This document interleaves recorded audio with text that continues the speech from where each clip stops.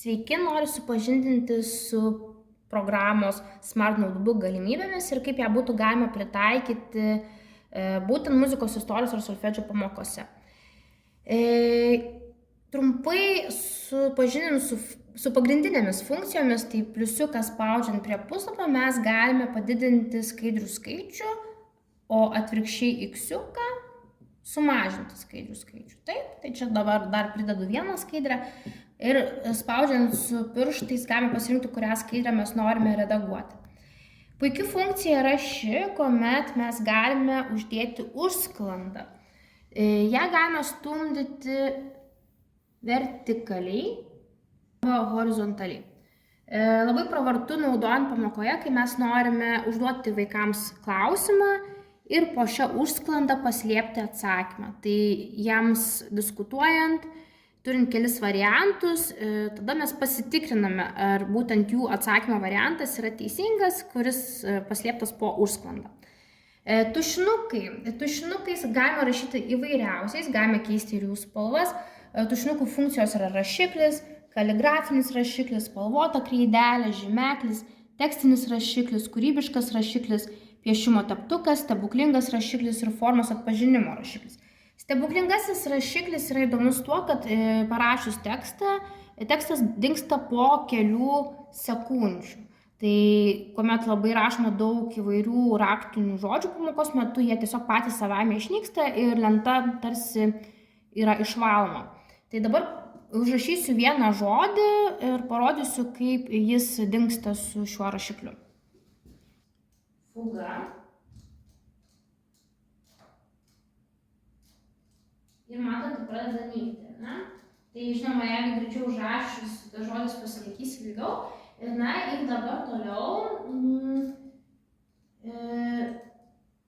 galime pasirinkti įprastą rašiklį ir, pavyzdžiui, parašyti žodį gaida. Taip, gaida. Ir tada tokiu atveju mes turime atsakymą.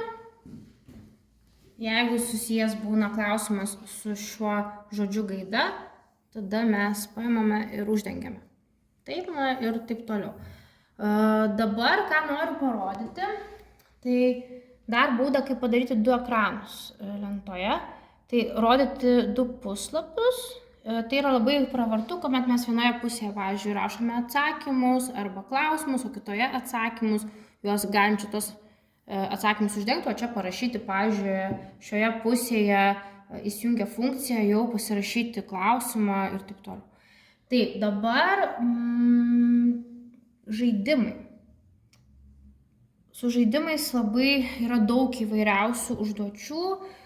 Tarkime, noriu parodyti, kaip galima suskirstymo tvarkos žaidimą įvesti. Tarkime, mes dabar surašykime iš eilės epochas, muzikinės epochas. Dabar užrašome iš eilės kelias muzikinės epochas.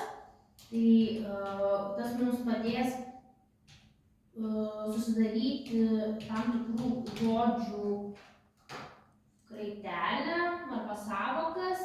Tai viduramžiai, renesansas, barokas, klasicizmas.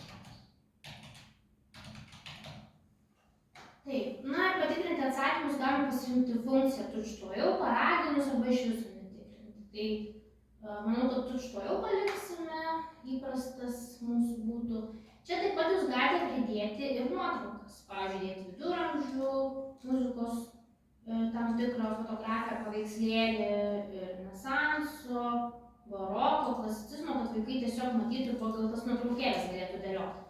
Tada spaudžiu kitas ir pasirenku savo žaidimo temą.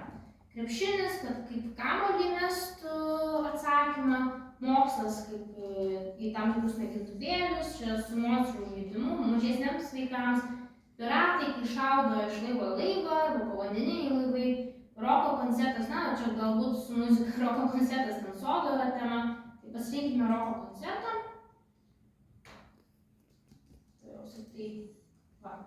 Ir padarysim vieną ekraną, kad rodytų vieną puslapį. Tai Tai štai mūsų yra jau žaidimas. Tai paimame žodį barokas ir specialiai aš atvedu į pirmąją epochą ir matote grįžta atgal. Arba tarkime klasicizmas, dedu neteisingai pirmą poziciją ir vėl grįžta atgal. Tai tarkime, va dabar paimsime iš eilės viduramžiai ir nuvedam. Tai kiekvienas vaikas taip gali su pirštu judinti. Tada renesansas, barokas ir klasicizmas. Taip iš eilės susidėlioja epochas ir štai žaidimas. Dabar prie lentos gali, tarkime, būti tik vienas vaikas, čia patikra paspausti, pasižiūrėti, ar visi teisingi atsakymai variantai. Bet jeigu mes norime, kad ir kiti klasėje esantis vaikai būtų užimti ir darytų tą pačią užduotį, mes galime paspausti ant telefono ženkliuko ir gauti šią programėlę. Vaikai įsivedę hellosmart.com, įvedę būtent šio žaidimo kodą, prisijungia ir aš tada, tarkim, kaip mokytoja, galiu matyti lentoje, kiek vaikų prisijungia ir jie visi tada savo telefone atlieka lygiai tą pačią užduotį. Atliekę užduotį gali irgi pasispausti patikrą ir pasižiūrėti, ar jiems irgi pavyko teisingai išspręsti. Dabar dar, kas labai svarbu muzikantams, tai noriu dar dabar pridėsiu vieną puslapį, parodyti, kaip galima dar žaisti su grafiniais kitais piešinėjais. Čia, kaip matote, yra mygtukas paveikslėliams. Galima ruoštis jau ir iš paruoštų turinių, tai tarkime, jeigu bus mano turinys, tai jūsų bus, o paruošti ištekliai, tai jau bus arba reikalingos galerijos tie failai, kurios turi pati Smart programa. Pasispaudžiame folderį menai, tada muzika ir galima štai čia kaip tik pasižiūrėti. Yra paveikslai, dialoginė ir daugelybė terpė, notebook, rinkmenos ir puslapiai.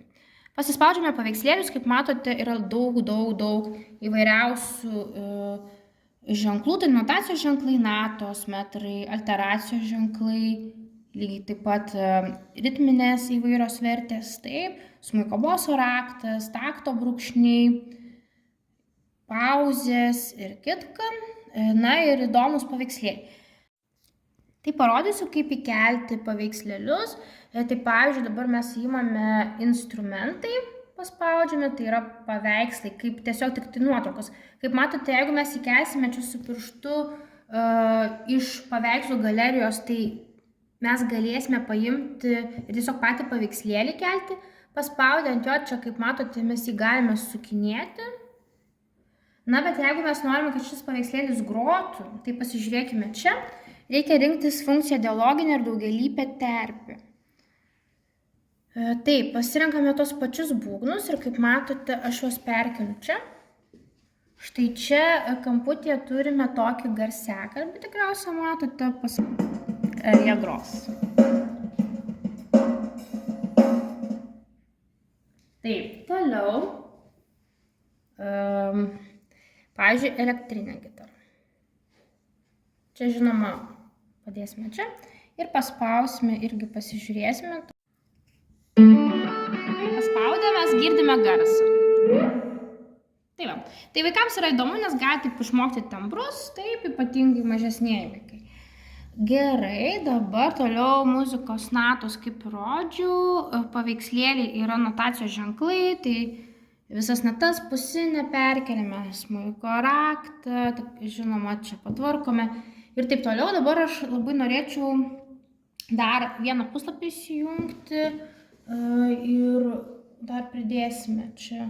Štai, pridėjau dar vieną puslapį, jau įjungiau funkciją, kad man rodytų puslapį ir, na, pasimame notebook funkcijas ir čia, kai paspaudžiame notebook rinkmenos ir puslapiai, mes galime tiesiog pasirinkti penklines. Tercetas su linijomis tercetas, kvartetas su linijomis duetas, rankraščio popierius ir taip toliau. Na, galime, tarkim, pasimti rankraščio popierius numeris 3 ir matote, aš dabar vedu čia ir atsiranda penklinės.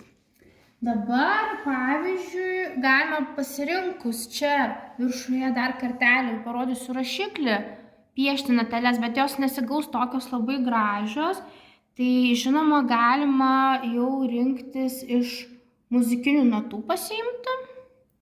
Taip, bet jeigu mes paimsime natą, dabar pasiimu ją, užfiksuoju, matote tą šešėlį vedu, uždėsiu ir iš pradžių, aišku, nebus itin gražu, bet aš, pavyzdžiui, laikydama galiu susimažinti, patraukti ten, kur man reikia, tą garsą, pavyzdžiui, fa padaryti. Aišku, čia toks būdas, vis tiek reikia labai slankioti, bet, kaip matot, visai gražiai tą natelę užsidėjau. Pavyzdžiui, dar iš ženklų mums reikia būtinai smuiko rakto. Tai irgi tenka šiek tiek padirbėti, bet galima gražiai užsidėti. Štai. Na ir čia, tarkime, priartinsime natelę. Taip, tai va. Tai būtų toks trumpas pritaikymas. Čia tik tai maža dalis, daugiau yra žaidimų, daugiau funkcijų, daugiau instrumentų, daugiau notacijos ženklų ir kitko. Yra ir čia, kaip matote, tokia viršuje lentelė. Tai galima pasirinkti, kiek jūs ten norite tų įvairiausių lentelėje ženklų. Ir paspaudus ant, tarkime, to langelio rašyti atsakymą ar žodžius. Galima tiesiog žaisti kryžiažodžius, daryti tam tikras pamokų refleksijas lentelėje, įrašyti ir panašiai. Tai būtų tiek.